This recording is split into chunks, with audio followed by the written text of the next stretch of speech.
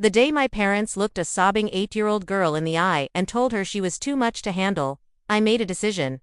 Not an angry decision. Not a reckless one. A quiet, careful, devastating one. I was going to make sure the whole world, and more importantly, the family court, saw exactly who my parents really were. And I was going to do it using nothing but their own words. My name is Serena. I'm 34 years old, a licensed social worker, and the only person in my family who apparently understood that children are not inconveniences. I need to tell you this story from the beginning, because if I just jump to the ending, you won't feel the weight of what happened. And the weight of it matters. It matters because an 8-year-old girl named Lily deserved better.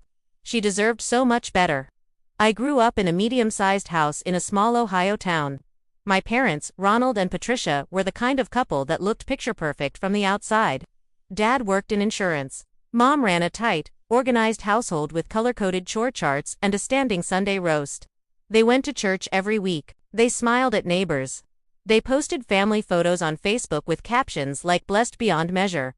But inside that house, there was a hierarchy, and everyone in it knew their place. My brother, Derek, was at the top. I was somewhere near the bottom. Not because I was bad. Not because I caused trouble. Simply because I was born a girl, and Derek was born the son my father had always wanted. Derek got the car at 16. I got a bus pass. Derek got his college tuition paid in full. I got told to figure it out, so I took out loans, worked 2 jobs, and graduated with honors anyway. Derek failed out of his first college, transferred, barely scraped through a second, and was still celebrated at every holiday dinner, like he had cured a disease.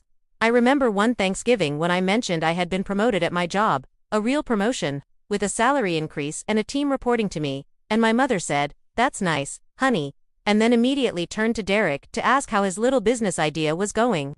His business idea was selling protein powder through a multi-level marketing scheme. It was not going well, but Derek got 20 minutes of enthusiastic conversation, and I got "that's nice, honey." That was my family. I left home at 22 and never really went back to live there. I built a life of my own in Columbus. I got my master's degree in social work. I met a kind man named Marcus, and we built something quiet and real together. I kept in touch with my parents out of obligation and love, because even when people disappoint you, the love doesn't just evaporate overnight. I visited at Christmas. I called on birthdays. I tried. I always tried. Derek, meanwhile, bounced through life like a pinball. 3 different jobs in 5 years. 2 broken engagements. A string of financial decisions that made me physically cringe. And then, at 31, he met a woman named Cassandra, and for about 2 minutes it seemed like he was finally growing up. They got married fast, too fast, and within a year, Lily was born. My niece, the most perfect, serious-eyed, curious little person I had ever met. She had Derek's dark hair and Cassandra's sharp cheekbones, but her personality was entirely her own. She loved books. She loved asking questions about everything. She used to climb into my lap during holiday visits and whisper little observations in my ear. Like Grandma's smile is different when she's pretending, or I think Daddy's sad but he doesn't want us to know. She was perceptive. In a way that both delighted and broke my heart. Perceptive children in difficult homes, they see everything. And what Lily saw in that house, as she grew older, was not good. When Lily was 4, Cassandra left. I'm not going to paint Cassandra as a villain. Honestly, I understand why she went. Derek was charming and chaotic and ultimately unreliable. And Cassandra had her own family in Arizona who pulled her back home. They agreed on informal custody arrangements. Lily would stay primarily with Derek. Cassandra would visit when she could. It was messy and imperfect, but Lily loved her dad, and Derek, to his credit, seemed to step up initially. He cut back on the more reckless behavior. He enrolled Lily in a good school. Things weren't perfect, but they were manageable. Then Derek lost his job. And instead of finding another one, he moved back into my parents' house. With Lily, I want you to pause and really picture that. A 4-year-old girl moving into the home of grandparents who had made it their life's mission to avoid any form of genuine emotional labor. My parents loved the idea of family. They loved the performance of grandparenting, the photos, the holidays, the bragging to church friends about their beautiful granddaughter. But the actual work, the daily presence, the patience, the showing up, that was never something Ronald and Patricia were built for. I saw the signs early. During my Christmas visit when Lily was 5, I watched my mother set a plate of cookies on the counter and tell Lily she could have one after dinner. Lily, being 5 and excited, reached for one anyway. My mother didn't redirect her gently. She snapped, actually snapped, "What is wrong with you?" I just said wait. Lily flinched like she'd been struck. I stepped in immediately and said softly, "Hey, she just got excited, Mom." And my mother looked at me and said, "I will never forget this, you don't have children, Serena. Don't tell me how to handle mine." Lily wasn't even my mother's child. She was her grandchild, and she was 5 years old reaching for a cookie. I started paying closer attention after that. Derek, meanwhile, had slipped back into his old patterns. He was working part-time at a friend's auto shop, spending his evenings out, and relying on our parents to handle the day-to-day reality of Lily's life. And my parents, rather than setting firm boundaries or encouraging Derek to parent properly, just absorbed Lily into the household. But not warmly, not lovingly. They treated her the way my mother had always treated inconvenient things, with barely concealed impatience. Lily's school events went unattended. Her parent-teacher conferences were missed. When she got sick and needed to stay home, my mother complained about the disruption to her schedule. I found this out not because anyone told me. I found it out because Lily told me. She had started calling me more frequently, first with Marcus's help on video calls, and then, by the time she was 7, by herself on an old tablet Derek had given her. She would call me and tell me about her day, in that careful, too-adult way she had. "Grandma said she's tired today, so I made my own breakfast. I forgot my lunch and nobody came to bring it, and the teacher gave me some of hers. Grandpa watched TV all afternoon and didn't help me with my project, so I just guessed on the parts I didn't know." Each call was a small stone dropping into still water. The circles kept spreading. I kept listening. I kept documenting. Because my social work training had taught me something important. When a child describes their life in these careful, minimizing terms, it's because they've already learned not to make too much noise. And children only learned that lesson when the noise was punished. The call that changed everything came on a Saturday afternoon in February. Lily was 8 by then. I could hear in her voice immediately that something was wrong. Not the usual tired acceptance, but something raw. "Aunt Serena," she said, "I told Grandma that tomorrow is my school's family day and that I really wanted someone to come." And she said, there was a pause. And I could hear her steadying herself. She said that she and Grandpa are too old to be running around after me and that I should have thought about that before being born into such a complicated family. I went absolutely still. She said I'm too much to handle. I asked Lily if she was okay. She said yes, in the voice of a child who has no idea what okay even looks like anymore. I told her I loved her. I told her she was not too much. I told her I would come to family day, and then I hung up the phone. And I sat in my kitchen for 10 minutes. And I thought about every child I had ever worked with in my professional life, every kid who had sat across from me in an office and described a home where they felt invisible, and I thought about how I had somehow, in the midst of my own old family wounds, let my niece become one of those children. I thought about how I had been watching and documenting, and being careful, and measured, and professional about it all. And I thought, enough. Enough careful. Enough measured. It was time to be something else. I drove to my parents' house that Sunday. I went to family day first. I showed up at Lily's school with a balloon and a ridiculous handmade banner that said Lily's #1 fan, and watched her face transform from braced for disappointment to pure unguarded joy. She ran at me full speed and nearly knocked me over. Her teacher, a kind woman named Mrs. Okonkwo, caught my eye over Lily's head and gave me a look I understood perfectly. Grateful, relieved, the look of someone who had been worried about this child for a while. After the event, I took Lily to lunch and asked her gentle, careful questions, the kind I knew how to ask. I listened. I let her talk. And by the end of that lunch, I had a much clearer picture of what daily life in that house actually looked like. Not dramatic. Not headline-worthy on its own. But a steady, grinding pattern of neglect. Emotional unavailability. Missed appointments, unmet needs. A child being made to feel like a burden in the home of her own family. Then I drove to my parents' house. Derek was out. My parents were in the living room watching television. I walked in, sat down, and I said very calmly, "I want to talk to you about Lily." My mother muted the TV with the expression of someone being interrupted for something trivial. "What about her?" she said. "She's struggling," I said. "She's missing school events. She's making her own meals. She's being told she's too much to handle. That's not okay." My father looked at my mother. My mother looked at me with the particular expression she reserved for when I was being dramatic. "Serena," she said, "you don't have children. You don't understand how exhausting this is. We're not young. We didn't sign up for this. She's 8 years old, I said. She didn't sign up for any of this either. Derek is her father, my mother said, her voice going hard. We're just helping out. We're doing the best we can. Your best, I said carefully, is making an 8-year-old feel like a burden. My mother stood up. Her face was red. Get out of my house, she said. Don't you come in here and judge how we raise children. You have no idea. You have never sacrificed anything. You left and built your little life and you have no right. I'm not judging, I said, standing too. I'm telling you what Lily is experiencing. I'm giving you the chance to hear it. Get out, Serena. I looked at my father, who had not said a single word. He was staring at the muted television. I walked to the door. I stopped. I'm going to make sure Lily is okay, I said, one way or another. My mother called that a threat. She wasn't wrong. I spent the next 2 weeks making calls. As a licensed social worker, I knew exactly how the system worked, and I knew exactly what I needed. I contacted Lily's school first. Mrs. Okonkwo was more forthcoming than I expected. She had already submitted an internal concern report about Lily's attendance in apparent emotional distress, but hadn't felt she had enough to escalate further. I told her what I knew. She told me what she knew. Together, we had a picture. I contacted Cassandra in Arizona. That was a harder call. There was history there.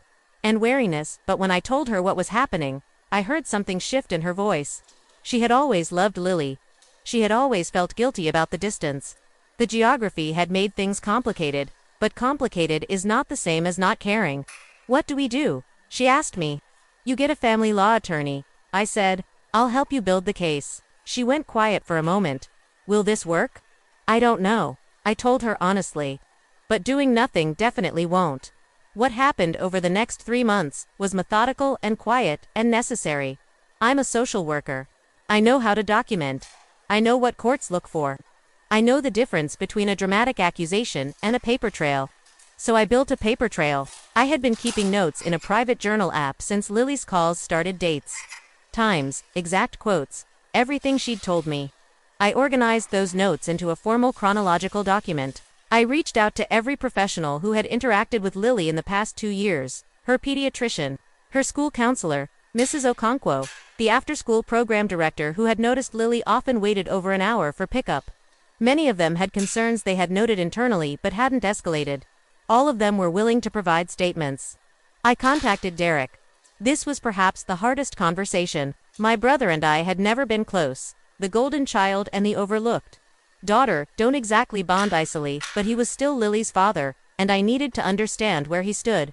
He was defensive at first. Told me I was exaggerating. Told me mom and dad were doing fine. But I asked him one question that cut through everything. When did you last take Lily to a doctor's appointment? Silence. When did you last attend one of her school events?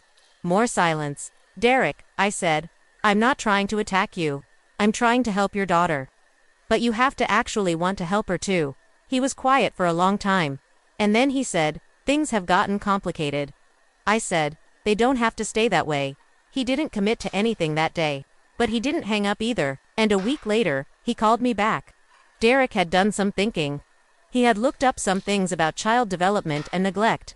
I suspected he'd been scared enough by our conversation to actually research it, and he had come to me, cautiously, asking what he could do. I told him the first thing he needed to do was move out of our parents' house with Lily. He couldn't afford to. I told him I would help him find resources. I connected him with a housing assistance program I knew through my work. I helped him apply for subsidized childcare so he could work more hours. I sat with him and helped him make a budget for the first time in his adult life. It was like watching someone wake up from a long sleep, slow and disorienting, and then, gradually, more real. He wasn't a bad person, Derek. He was someone who had been enabled and coddled so long that he had never developed the muscles for real responsibility. But muscles, unlike character, can be built if someone is willing to do the work. Cassandra, meanwhile, had retained a family law attorney in Ohio named Claire Whitmore. Claire was compact, precise, and quietly formidable. She reviewed everything I had compiled and told Cassandra and me in our first joint call that the case was solid. This isn't dramatic abuse, she said. Courts don't need dramatic. Courts need patterns. And you have documented a clear pattern of neglect and emotional harm. Combined with the professional statements and the school records, This is more than enough to file for a custody modification. What about Derek? Cassandra asked. Claire looked at her notes. If Derek is actively working to improve his situation and is cooperative with the process, his involvement can actually help the case rather than complicate it. Courts prefer children to have both parents engaged. What they don't prefer is children being effectively parented by hostile, neglectful grandparents as a default. My parents will fight this, I said. Claire looked at me steadily. Let them, she said. I've found that people who fight this kind of case always help us more than they hurt us. They tend to say things on record that they should have kept to themselves. I felt something settle in my chest when she said that. Quiet and certain. Like a key turning in a lock. The petition was filed in April. Cassandra was petitioning for primary custody. With Derek to have generous parenting time, and with a formal child welfare review of the current living situation.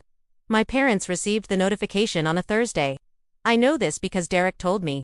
He said my mother called him screaming. He said my father drove to Derek's new apartment. Derek had moved out 2 weeks earlier with Lily, and stood on the doorstep for 20 minutes demanding to be let in. Derek didn't let him in. That was new. That was the first time in Derek's adult life he had held a boundary with our father. I told him I was proud of him. He laughed awkwardly, like he wasn't sure what to do with that. My parents called me exactly once. My mother's voice was controlled in that terrifying way it got when she was at peak fury. I want you to know, she said, that what you have done to this family is unforgivable. Cassandra abandoned that child. She has no right. And you went behind our backs and helped her destroy us. I helped make sure Lily is safe, I said. That's the only thing I did. We were keeping that child alive, while her useless father sorted himself out and her mother played house in Arizona. We deserve gratitude, not a lawsuit. Lily isn't a transaction, I said. You don't get gratitude for the bare minimum of keeping a child alive while making her feel worthless. She doesn't feel worthless. You're putting ideas in her head. I took a breath. Mom, she called me and cried because you told her she was too much to handle. She was 8 years old and she cried because her grandmother said that to her. That's not something I put in her head. That's something she lived. Silence. Then, the judge will see through all of this. She hung up. My parents hired an attorney. His name was Gerald Foster. I looked him up, and he was the kind of family lawyer who had been in small-town, Ohio practice for 30 years and was very good at being genially persuasive in front of local judges. He had probably won a lot of cases on likability. I had a feeling likability was not going to be the deciding factor this time. The thing about my parents, the thing I understood deeply, from a lifetime of watching them, was that they genuinely believed their version of events.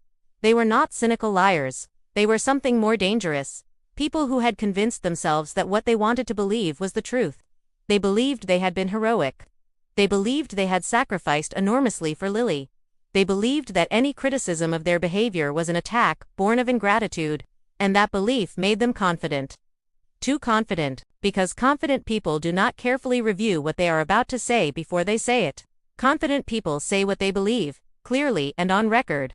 And what my parents believed was going to be very, very useful in that courtroom.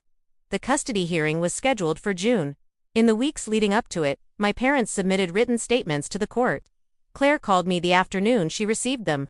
Serena, she said, and I could hear something in her voice that I had not heard before. It took me a moment to identify it. Barely suppressed delight. Your mother and father have submitted statements, she said. Would you like me to read you some excerpts? Please, I said. Claire cleared her throat. My mother's statement described caring for Lily as an exhausting and thankless burden that we undertook out of family obligation. It described Cassandra as an abandoning mother with no moral right to reclaim a child she discarded. It described my involvement as interference from a bitter, childless woman who has resented this family for decades. It stated, in writing, on official court documentation, we are not equipped to raise a child at our age. We have made this clear repeatedly. We did what we could, but no one can be expected to give endlessly to a situation that was never their responsibility. I was quiet for a moment. Then I said, she submitted that voluntarily. Voluntarily and without apparent hesitation, Claire said. Gerald Foster is either a very bad attorney or he was unable to stop her. He probably tried, I said.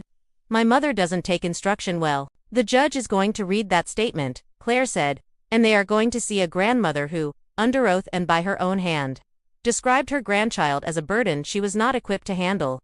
In a case where we are arguing the child was made to feel like a burden she was not equipped to handle. I thought about Lily on the phone with me in February. She said Grandma said she's too much to handle. I thought about how I had written that down in my journal that same day. Date, time, exact words. And now those exact words, or words so close to them they were almost identical, were sitting in an official court submission. Written by my mother herself. Okay, I said. My voice was steadier than I felt. Okay, I want you to know, Claire said, that in 15 years of family law practice, I have never had opposing parties make our case quite this thoroughly for us. You've never dealt with my mother, I said. She laughed. I almost did too. The hearing lasted 2 days. I testified on the first day. I was meticulous and professional, and I spoke about Lily the way I spoke about the children I served in my work, with precision and care and without melodrama. I presented my documentation. I walked through the timeline. I answered every question Gerald Foster put to me with calm, specific, evidence-based responses. He tried to paint me as a disgruntled family member with an axe to grind. I acknowledged that I had complicated feelings about my family history and explained, clearly, that those feelings had nothing to do with the documented pattern of neglect that multiple professionals had independently identified. Mrs. Okonkwo testified. The school counselor testified. The pediatrician submitted a written statement, noting multiple missed well-child appointments and a documented conversation in which Lily, age 7, had told the nurse that nobody really checks on me at home. Derek testified. He was nervous and stumbling and painfully honest. He described his failures without excuse. He described the housing assistance program, the new job, the changes he had made. He described moving out with Lily and the difference he had already seen in her in just a few weeks. He cried once. He didn't apologize for it. That was new for Derek too. Cassandra testified via video from Arizona.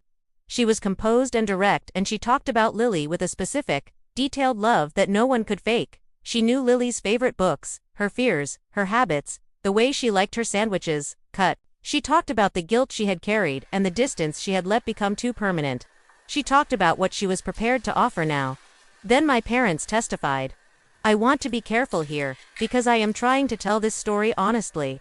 And honesty means acknowledging that watching your own parents struggle in a courtroom is not simple, regardless of what they have done. It is not triumphant in the way revenge stories are supposed to feel. There was something sad about it, but there was also something necessary. My mother took the stand first. She was well-dressed and composed, and she began talking about everything she had done for Lily. The meals, the school runs, the years of having her in the house. Gerald Foster led her carefully. She was convincing. She was warm. And then Claire stood up.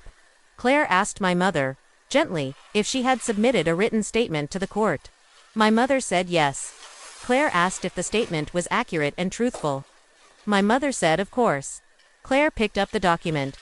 And she read it aloud, every word, including the part about exhausting and thankless burden, including the part about not being equipped to raise a child, including the part about giving endlessly to a situation that was never their responsibility.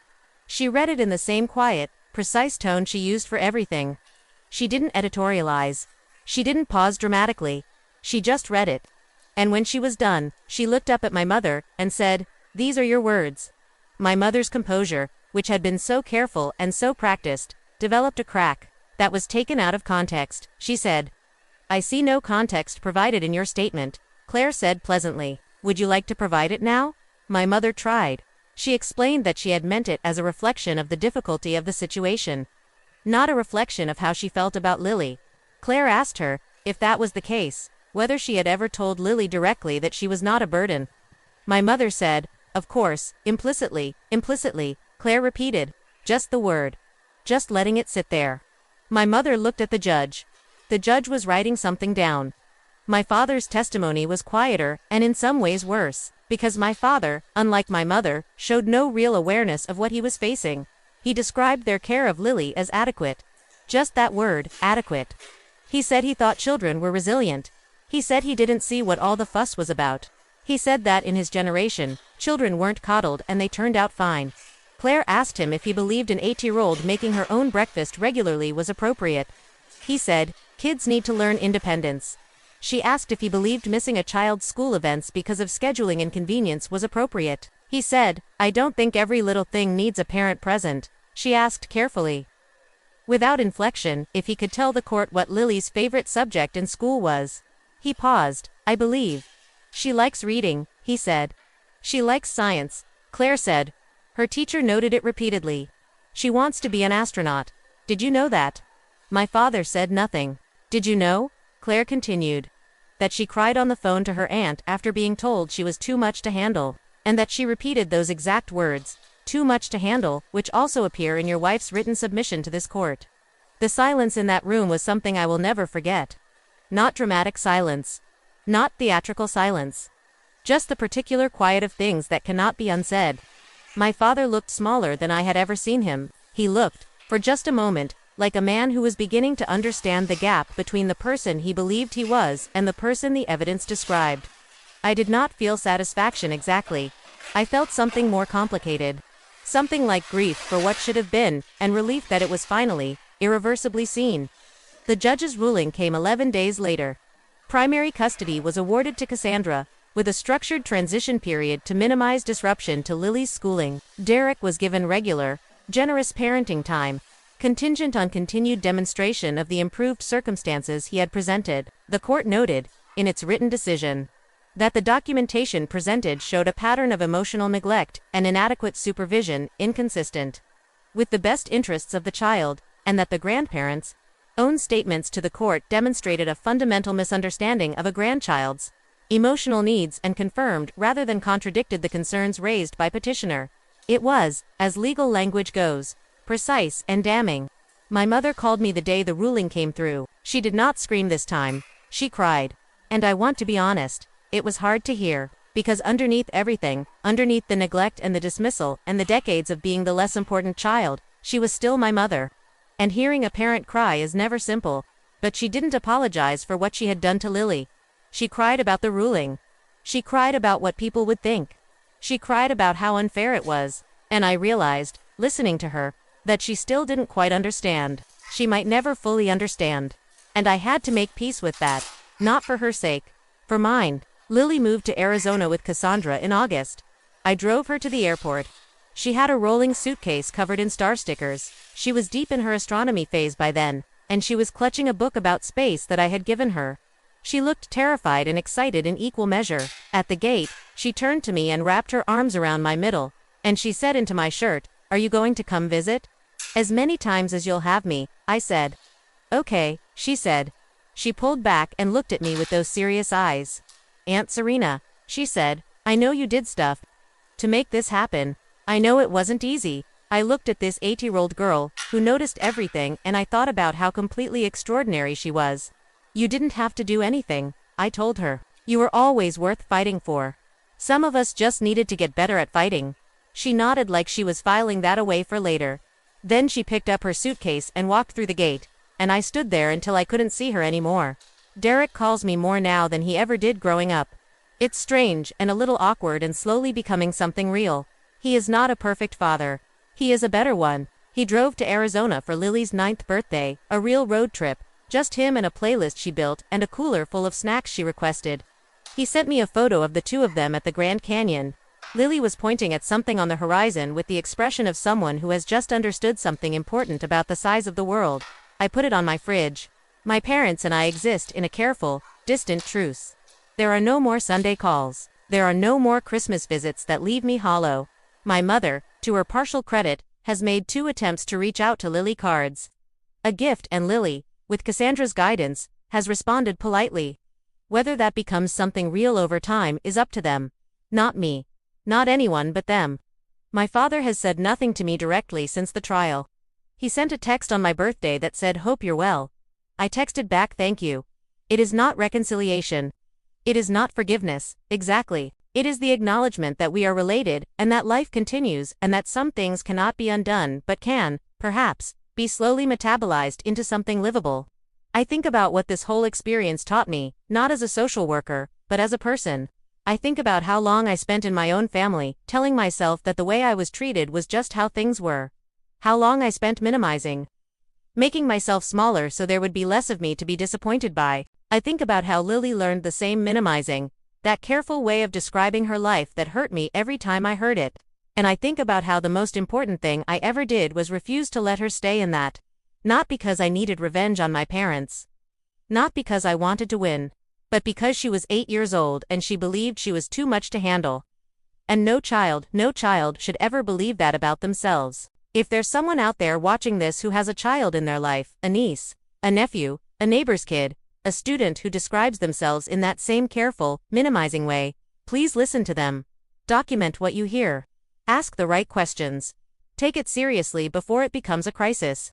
Children do not have the vocabulary to say, "I am being neglected." They just describe their Tuesday. And sometimes, if you listen carefully enough, Tuesday tells you everything you need to know. Lily sent me a voice message last week. She was calling to tell me that her science class had done a unit on the solar system and that she had given a presentation on Jupiter and gotten the highest grade. I told them Jupiter has 79 moons, she said. And my teacher said that's actually been updated and it might be even more now. Isn't that cool, Aunt Serena? There are more moons than anyone even knew. I sat in my kitchen and listened to that message 3 times. More than anyone even knew. I thought about that. There are always more things to discover than we previously believed possible. More moons. More capacity for change. More chances to get it right. More worth in a child than the limited adults in her life were ever able to see. Lily is going to be okay. Not because life handed her anything easy, it didn't, but because she is curious and perceptive and resilient in the real sense of the word. Not the word my father used. The one that means children should endure things without complaint, but the real sense. The one that means the ability to grow through difficulty into someone extraordinary. She was always that. Some of us just needed to make sure she had the space to become it. Some people say that the best revenge is living well. I think that's close, but not quite right. I think the best revenge, the only revenge that really matters, is making sure the people who were hurt because of someone else's smallness get the chance to live fully. That is justice. That is what a courtroom gave Lily. That is what all of us, in our own slow and imperfect ways, are still trying to give each other. My parents told a little girl she was too much to handle. The judge read those words back to them in open court, and that little girl is currently learning that Jupiter has more moons than anyone knew. That feels, to me, exactly like enough.